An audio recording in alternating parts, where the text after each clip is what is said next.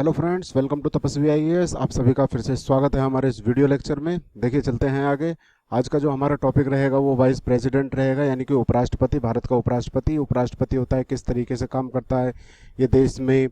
किस चीज़ की क्या पोस्ट रहती है, किस किस तरीके से वो कार्य दिए गए हैं, अगर प्रेसिडेंट नहीं होता तो ये किस तरीके से वर्क करता है। तो आज सभी के बारे में हम डिटेल में बात करेंगे, चर्चा करेंगे। This video is presented by me Kailash Kewal. देखिए स्टार्ट करने से पहले जैसे कि मैं आपको हर लेक्चर में बताता हूँ, डॉक्टर एपीजे अब्दुल कलाम आज़ाद जी ने जो बातें हमसे कही थी, कहीं ना कहीं इनकी बातें जो हैं वो लाइफ में अगर हम लोग इम्प्लीमेंट करते हैं, अपने लागू करते हैं, तो कहीं ना कहीं हमें सफलता जरूर मिलेगी। If you want to like a sir, if you want to shine like a sun, अगर आप सूर्य की तरह चमकना चाहते हो तो first burn like a sun, और उसी तरीके से आपको सबसे पहले सूर्य की तरह जलना होगा। यानी कि अगर आप लोग अपनी कामयाब होना चाहते हो या बुलंदियों को छूना चाहते हो तो उस हिसाब से आपको मेहनत भी अच्छी खासी करनी पड़ेगी। Doctor APJ Abdul Kalam Azad. देखिए स्टार्ट करते हैं सबसे पहले कि ये जो वाइस प्रेसिडेंट है, उपराष्ट्रपति है, इनके बारे में कि संविधान के अंदर इनका क्या रोल दे रखा है और उसके अकॉर्डिंग पर्टिकुलर आर्टिकल भी दे रखे हैं। तो ये सारे के सारे जो आर्टिकल्स है वो वाइस प्रेसिडेंट से रिलेटेड है। जैसे बात करते हैं आर्टिकल 63 की, वाइस प्रेसिडेंट ऑफ इंडिया, यानी कि इसके अनुसार भारत का एक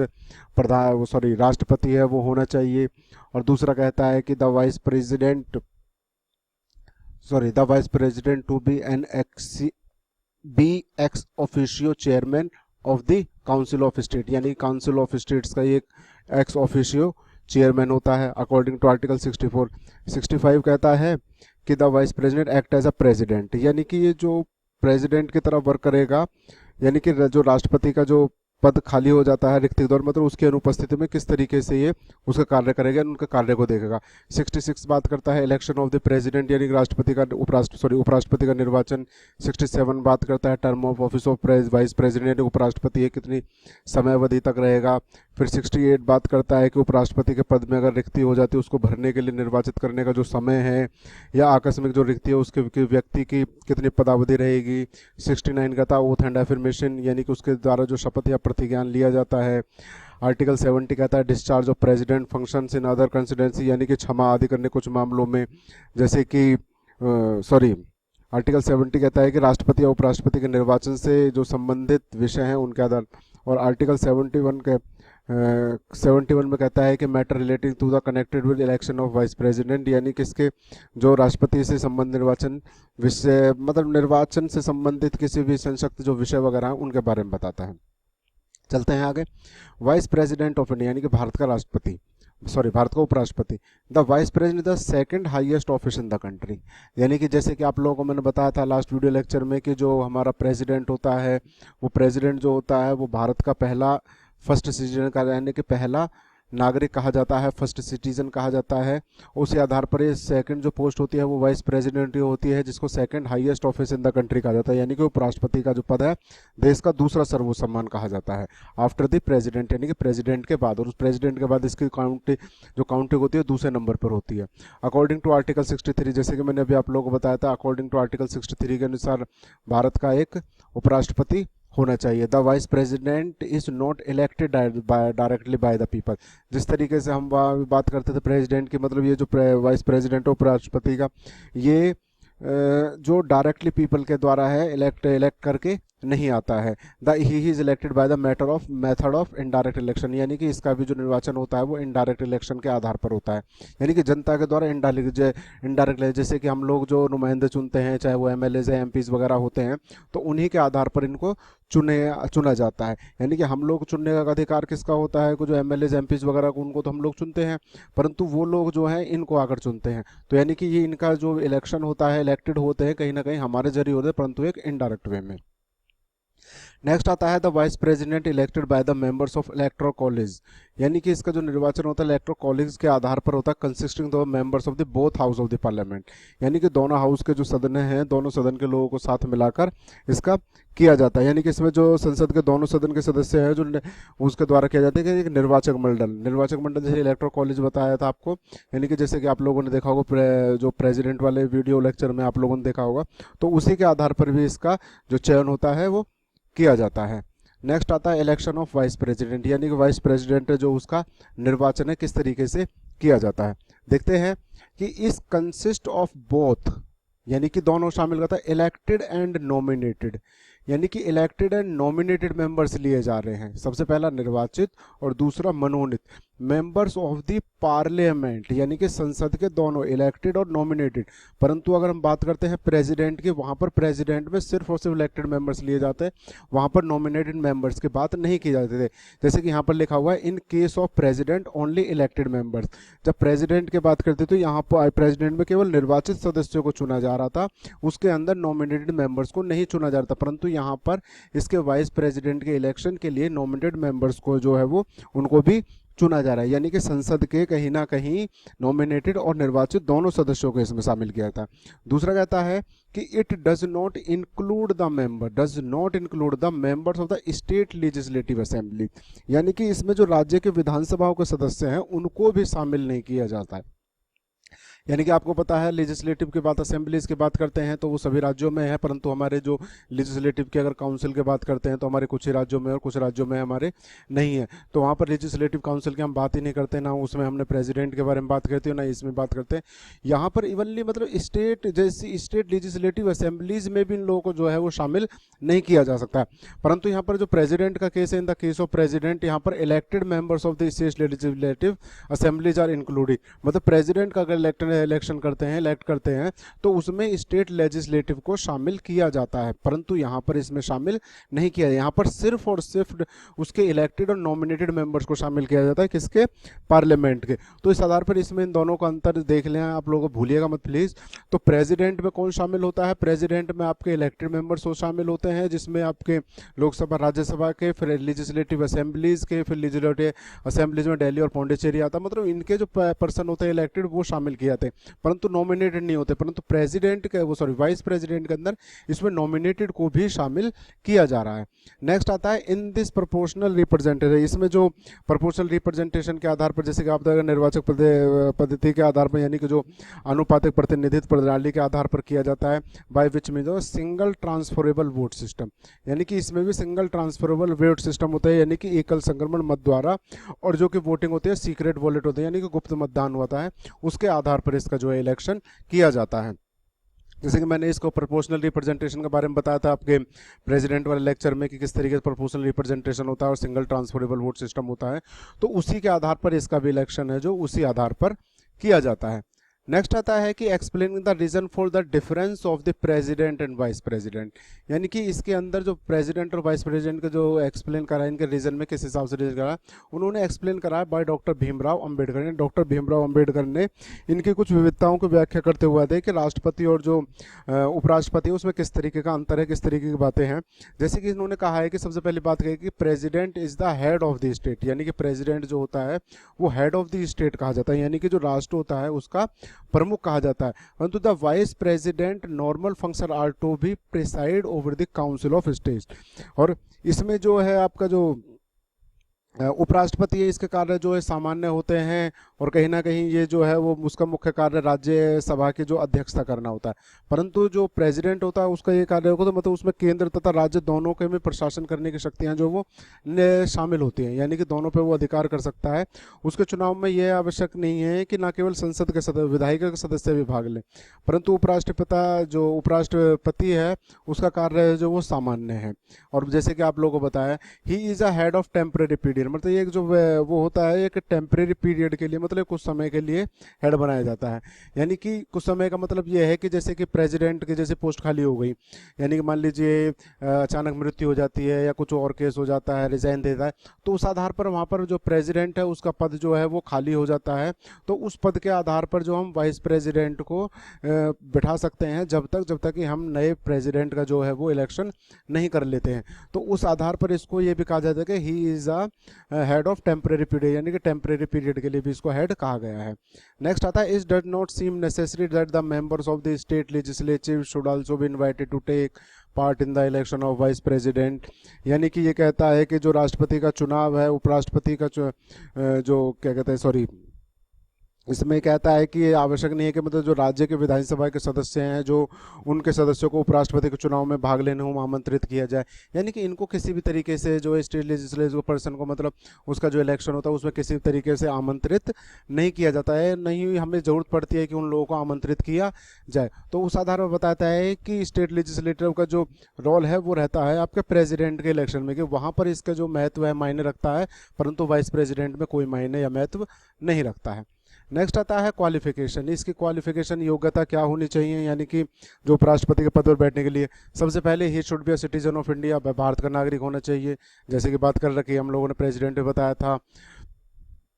नेक्स्ट आता है ही शुड हैव वो कंप्लीट 35 ईयर ऑफ, यानी कि उसको 35 साल की जो एज है वो पार कर लेनी चाहिए। नेक्स्ट कहता है कि he should be qualified for the election as a member of Rajya Sabha, यानी कि राज्यसभा का सदस्य बनने के लिए उसकी योग्यता होनी चाहिए कि वो राज्यसभा का जो है वो सदस्य बन सके। और राज्यसभा का सदस्य योग्यता बनने के लिए आपको राज्यसभा का जो लेक्चर है उसमें पूरी डिटेल में बता रखा है किस तरीके से मेंबर्स होता है, क्या एज होनी चाहिए। तो उस आधार पर उसमें सारी बातें हैं जो बता रही है, यानी कि अगर वो पहले राज्यसभा का मेंबर बनने की अगर वो रखता है तो उसी आधार पर इसको शामिल किया जाता है। और कहीं ना कहीं जो वाइस प्रेसिडेंट रहता है, आपको पता है राज्यसभा जो है उसका एक सभापति के रूप में as a ex official chairman के रूप में उसको काउंट किया जाता है। नेक्स्ट आता है he should not hold any office और प्रॉफिट, यानी कि वो किसी प्रकार का कोई पद, यानी कि कोई भी ऑफिस या किसी प्रकार का कोई लाभ का पद वो ग्रहण नहीं करेगा अंडर द यूनियन गवर्नमेंट और एनी स्टेट गवर्नमेंट, यानी कि संघ सरकार के अंदर या फिर राज्य सरकार के अंदर किसी प्रकार का, और एनी लोकल अथॉरिटी और अदर पब्लिक अथॉरिटी, यानी कि फिर किसी जो सार्वजनिक प्राधिकरण है यानी कि उसमें किसी प्रकार से किसी पद पर नहीं रहेगा। अगर वो किसी पद पर रहता है तो वहाँ से उसे रिजाइन देना पड़ेगा, हटना पड़ेगा, अगर वो वाइस प्रेसिडेंट के इलेक्शन के लिए खड़ा हो रहा है या वाइस प्रेसिडेंट के इलेक्शन के तौर पर है, मतलब अगर वो वाइस प्रेसिडेंट है तो इन सभी चीज़ों से उसे क्या करना पड़ेगा, अपना इस्तीफा देना पड़ेगा। परंतु for the election of vice president, यहाँ पर बात करते हैं कि अगर कोई व्यक्ति है जो वाइस प्रेसिडेंट के नॉमिनेशन के लिए कैंडिडेट के लिए खड़ा होता है तो उसको कहीं ना कहीं electors as a proposer 20 and as a seconders, मतलब उसको 20% एज अ प्रपोजर और सेकेंडर्स के रूप में चाहिए। मतलब इसका मतलब ये होता है कि 20 प्रस्तावक उसे प्रस्तावक तथा अनुमोदक के रूप में होने चाहिए, यानी कि इसका मतलब ये है कि, और नेक्स्ट भी आपका है कि प्रेसिडेंट के इलेक्शन के लिए 50 मेंबर्स एज ए प्रपोज किए जाने चाहिए और 50 मेंबर सपोर्ट किया। तो मतलब ये कहता है कि मान लीजिए जैसे कोई व्यक्ति खड़ा होता है, मान लीजिए प्रेसिडेंट के लिए एग्जाम्पल ले लेते हैं, प्रेसिडेंट के लिए अगर वो व्यक्ति खड़ा हो रहा है तो 50% ऐसे रहेंगे जो उसको प्रपोज करेंगे और उसको पीछे तरीके से प्रपोज करेंगे कि या फिर नाम रखेंगे कि हाँ इस व्यक्ति को जो है वो प्रेसिडेंट के इलेक्शन के लिए खड़ा किया जाना चाहिए। जैसे कि मान लीजिए क्लास में हम बात करते हैं, जैसे एक एग्जांपल लेते हैं छोटे तौर पर, कोई भी क्लास होती है 10वीं 12वीं क्लास, तो उसमें जैसे हम लोग करते हैं कि ये मॉनिटर है, इसमें मॉनिटर ये व्यक्ति बनना चाहिए, उसका नाम हम सपोर्ट करते हैं कि प्रपोज करते हैं 50 मेंबर्स के, हाँ भाई ये होना चाहिए। परंतु कहीं ना कहीं उसके पीछे 50 अलग से मेंबर्स किस पर डाल दिए जो इसके सपोर्टिंग में काम करते हैं कि हाँ सपोर्ट में, हम इसके सपोर्ट में है कि यही जो पर्सन है वो होना चाहिए। तो उसी आधार पर यहाँ पर 20 की बात कर दी है, यहाँ पर सॉरी लिखना भूल गया, यहाँ पर 20 और आएगा, तो यानी कि 20 proposer and 20 electors as a seconders, यानी कि 20 प्रस्तावक और 20 अनुमोदक जो हैं वो होने चाहिए वाइस प्रेसिडेंट के लिए। और यहाँ पर उसके प्रेसिडेंट के लिए 50-50 की बात करता है, 50 प्रपोजर के लिए और 50 जो है वो सपोर्टर के लिए होने चाहिए। नेक्स्ट बात करता है ओथ और एफर्मेशन टर्म ऑफ ऑफिस, यानी कि ओथ और ऑफिस शपथ और प्रतिज्ञान, और दूसरा कहता है टर्म ऑफ ऑफिस, उसका ऑफिस टर्म क्या, यानी कि इसके जो शपथ और जो शपथ दिलाई जाती है प्रतिज्ञान, जिसे कहते हैं वाइस प्रेसिडेंट को एडमिनिस्ट्रेटेड बाय द प्रेसिडेंट और some person appointed in the behalf by him, यानी कि प्रेसिडेंट के द्वारा दिलाई जाती है। अगर प्रेसिडेंट नहीं होता है तो उसी के इक्वलेंट कोई सेम पर्सन रहेगा जो उसके बिहाफ पर कार्य करेगा, तो उसके आधार पर इसको जो है वो शपथ दिलाई जाती है। और जो शपथ दिलाया जाना बहुत ज़्यादा जरूरी काम होता है अपने पोस्ट को, मतलब अपने पद को लेने के लिए। नेक्स्ट आता है टर्म ऑफ ऑफिस, यानी कि उसका जो कार्यकाल है वो कितने टाइम तक रहेगा या कितने टाइम बाद उसको हम लोग जो है वो हटा देंगे, किस तरीके का रहेगा। पदावधि की बात करते हैं तो यहाँ पर टर्म ऑफ ऑफिस है the vice president hold office of term of 5 year, यानी कि 5 साल तक वो जो है वो अपने पद पर बना रहता है, 5 साल तक रहता है, जब तक कि उसकी जो from the date of when he enters upon this office, यानी कि जब से उसने ज्वाइन करा है अपना ऑफिस, तो उस आधार पर लेकर 5 साल तक वो अपने रहता है। नेक्स्ट आता है he can resign from his of any time addressing the resignation letter to the present, या फिर वो अपने ऑफिस से किसी टाइम वो अपने पद का इस्तीफा दे सकता है, और जो इस्तीफा देगा वो रेजिग्नेशन लेटर देगा प्रेसिडेंट को, यानी कि राष्ट्रपति को अपना त्याग पत्र वो दे सकता है, उसके आधार पर भी उसे। और नेक्स्ट कहता है can also be remove from office, या फिर ऑफिस के द्वारा भी उसको अपने पद से पदावधि से पूर्व होने से पहले भी उसको हटाया जा सकता है। नेक्स्ट कहता है कि in this formal impeachment is not required for, मतलब उसको पद से हटाने के लिए कोई औपचारिक महाभियोग की कोई आवश्यकता नहीं होती है। मतलब उसको जो हटाने का काम है, मतलब जिस तरीके से हम प्रेसिडेंट की बात करते हैं, प्रेसिडेंट पे हम इम्पीचमेंट चलाते हैं कि उसको इम्पीचमेंट के आधार पर जैसे उसको हटाया जाता, तो उस आधार पर इसमें किसी प्रकार कोई औपचारिक इम्पीचमेंट यानी कि औपचारिक फॉर्मल इम्पीचमेंट की जरूरत नहीं हो सकती। उसको हम वैसे भी जो है राज्यसभा के द्वारा हटा सकते हैं, जैसे कि the vice president can be removed by the resolution of the Rajya Sabha past, यानी कि राज्यसभा है जो उसके संकल्प द्वारा पारित पूर्ण बहुमत से, यानी कि absolute by the absolute majority. Absolute majority मतलब पूर्ण बहुमत के आधार पर है जो हम उसको हटा सकते हैं।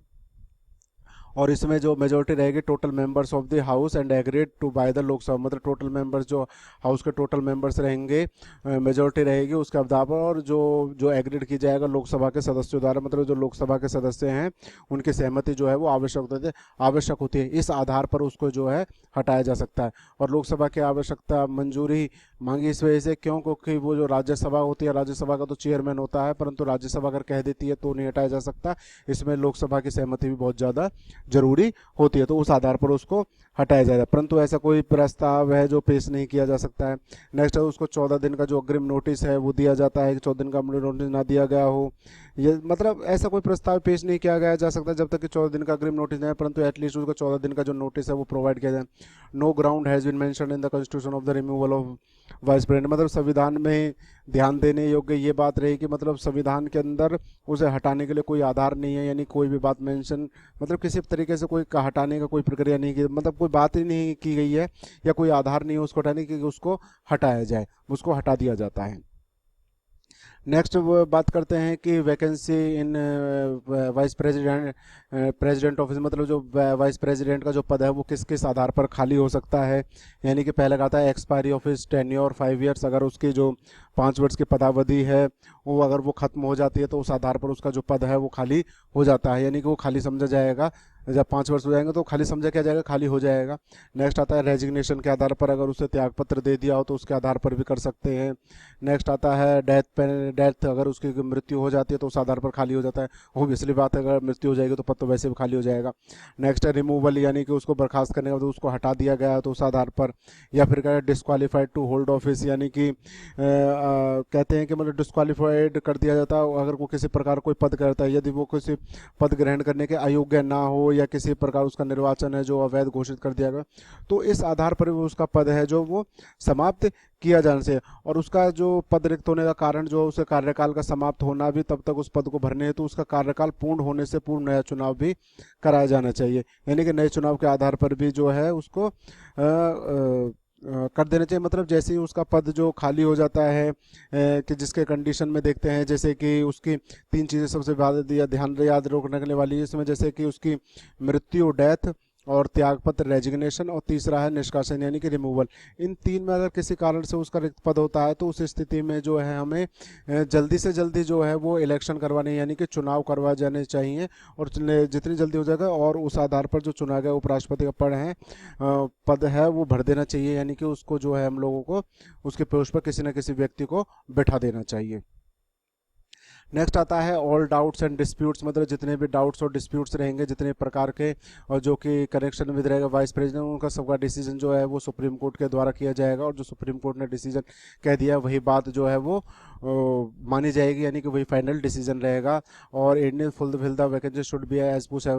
सून एज पॉसिबल, मतलब उसका जो पद है जितनी जल्दी हो सके उसको भर दिया जाना चाहिए, भरा जाना चाहिए, जिसके आधार पर हम आगे कार्यवाही को कर सकते हैं, यानी आगे कार्रवाई को जो कर सकते हैं। नेक्स्ट आता है functions of the vice president, यानी वाइस प्रेसिडेंट जो है उसके कार्य क्या हैं, किस तरीके से कार्य करता है। नेक्स्ट आता है the vice president act the ex officio chairman of Rajya Sabha, यानी कि वो राज्यसभा के जो पदेन सभापति के रूप में कार्य करता है। मतलब इस संदर्भ में जो उसकी शक्तियाँ व जो कार्य है लोकसभा के भांति ही होते हैं। मतलब उसके जो और फंक्शन और similar Lok Sabha speaker of Lok Sabha का जो स्पीकर होता है उनके भांति ही उसको जो पावर्स और जो कार्य दिए गए हैं, शक्तियाँ दी गई हैं, उसी के अध्यक्ष की भांति ही रहती हैं। परंतु अगर जैसे हम बात करते हैं कि जैसे अमेरिका की बात करते हैं, इस संबंध में अमेरिका के जो उपराष्ट्रपति की समान कार्य करता है, कहीं ना कहीं जो सिमिलर है, मतलब उपराष्ट्रपति का और जो भारत के जो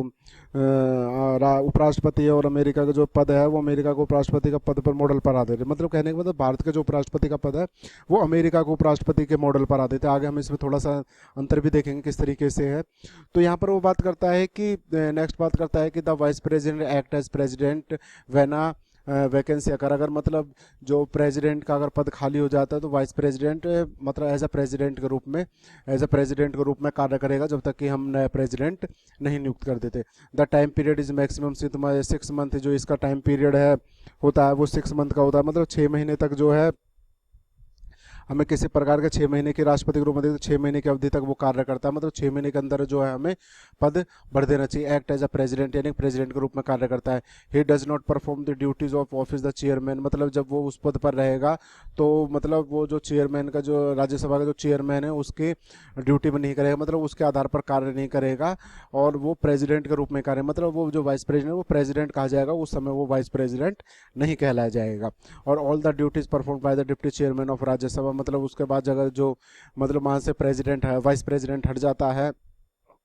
जैसे राज्यसभा का चेयरमैन के वहाँ से हट जाता है और प्रेसिडेंट बन जाता है, तो मतलब उसका जो डिप्टी चेयरमैन रहेगा राज्यसभा का वो सारी ड्यूटीज़ को वो परफॉर्म करेगा, मतलब उसकी एब्सेंस में। नेक्स्ट आता है compared Indian and American vice president, America और इंडिया का जो वाइस प्रेसिडेंट है उसमें क्या कंपैरिजन है वो देखते हैं। मतलब देखिए सबसे पहली बात आप लोगों को पता है कि जो भारत का उपराष्ट्रपति का जो पद है कहीं ना कहीं अमेरिका के उपराष्ट्रपति के मॉडल पर आधारित है, मतलब इन दोनों का जो सिमिलर है और परंतु इनमें काफ़ी भिन्नता भी है। जैसे कि अगर हम बात करते हैं कि अमेरिका का जो वाइस प्रेसिडेंट की बात करते हैं कि ये कहते हैं कि जैसे एग्जाम्पल के तौर पर कि जो अमेरिका का उपराष्ट्रपति है, राष्ट्रपति का जो पद खाली हो जाता है, मतलब तो जो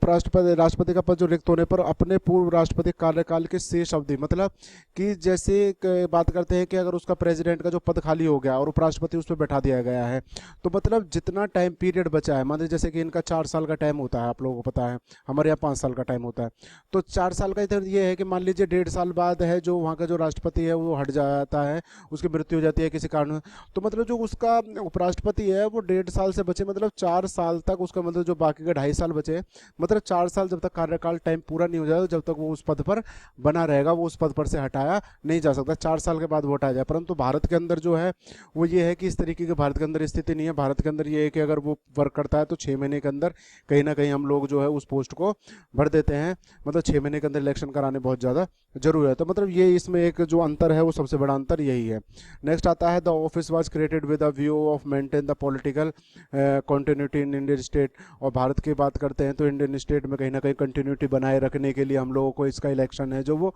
करना पड़ता है, मतलब वाइस प्रेसिडेंट के जो है उसका प्रेसिडेंट का इलेक्शन करना पड़ता है। Vice president is that capacity, मतलब जो सारे के सारे जो शक्तियाँ होती हैं, मतलब जो राष्ट्रपति होता है उस आधार पर उसमें सारी शक्तियाँ जो है वो सम्मिलित होती हैं, मतलब इसकी कैपेसिटी के आधार पर वर्क करता है। He draws his salary in capacity है the ex officio chairman of Rajya Sabha, मतलब जो वाइस प्रेसिडेंट है वो सैलरी लेता है ex officio chairman of Rajya Sabha के, नोट वाइस प्रेसिडेंट की। मतलब ये क्वेश्चन है जो कन्फ्यूज करने वाला है, आप लोगों से एग्जाम में कई बार पूछा भी गया है और पूछा भी जा सकता है कि जो उपराष्ट्रपति होता है वो salary as a vice president लेता है या as a chairman of Rajya Sabha लेता है। तो उसमें आप लोगों को ध्यान रखना है कि चेयरमैन ऑफ राज्यसभा की सैलरी लेता है, वो वाइस प्रेसिडेंट की सैलरी नहीं लेता है। और नेक्स्ट उसमें जैसे कि अब थोड़ा सा प्रेसिडेंट के बारे में बात करते हैं कि जैसे यूएस का जो प्रेसिडेंट है इज मोर और लेस डायरेक्टली इलेक्टेड होता है जनता के द्वारा, परंतु इंडियन प्रेसिडेंट है वो इंडियन डायरेक्टली मतलब इनडायरेक्टली इलेक्ट होता है। यूएस प्रेसिडेंट जो बहुत रहता है head and state and head of the government, परंतु इंडियन प्रेसिडेंट जो होता है हेड ऑफ द स्टेट रहता है और मतलब हेड ऑफ द गवर्नमेंट उसको नहीं कहा जाता। तो इस आधार पर इन दोनों के बीच में जो है कंपैरिजन है बहुत ज़्यादा ज़रूरी है, तो इस आधार पर चीज़ें को देखी जा सकती है। And thanks for watching this video. बाकी मिलते हैं आप लोगों से एक नई वीडियो लेक्चर के साथ। And thanks again.